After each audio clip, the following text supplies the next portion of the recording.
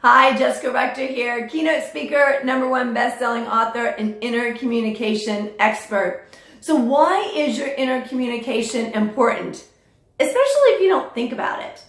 Well, you probably don't think about the sun all the time, but it still exists.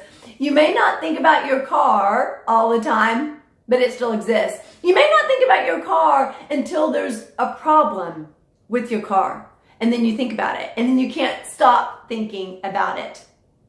Well, with your inner communication, you may not think about it all the time, but it still exists. And then you may think about it only when there's a problem with it. Only when someone else points it out to you. Hey, why are you so down? Hey, stop doubting yourself. Okay, just get out there and do it, even if it's not perfect. When someone points it out to you, then it's like a light bulb goes off and you're like, oh, yeah, you're right. I should just get out there. It's okay that it's not perfect. I don't have to be perfect. Or it's okay that I'm not at the same place that Jane is. I'm where I am. Now I need to go from where I am, right? That comparison issue. So you may not recognize your inner communication until someone points it out. And even when someone points it out, you may not even know that that's your inner communication. But it's a foundation in everything you do. So even if you aren't aware of it until someone points it out to you, it still exists.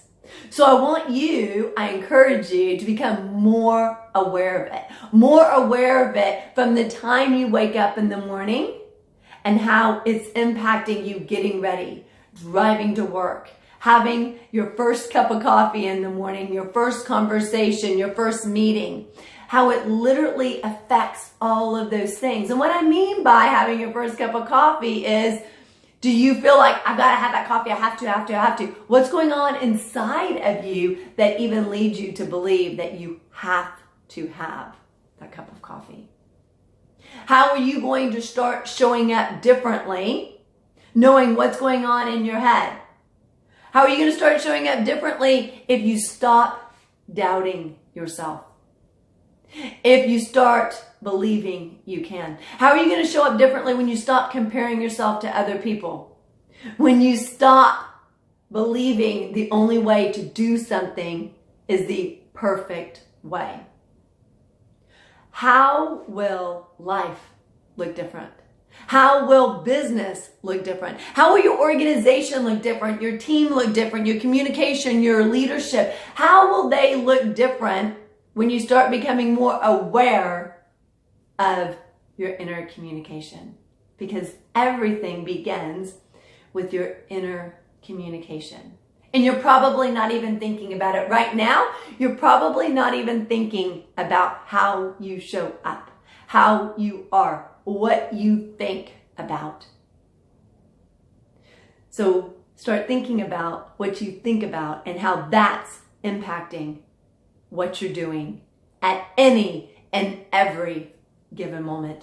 Because the power of your inner communication can hold you back, or it can catapult you into realms you never thought were possible.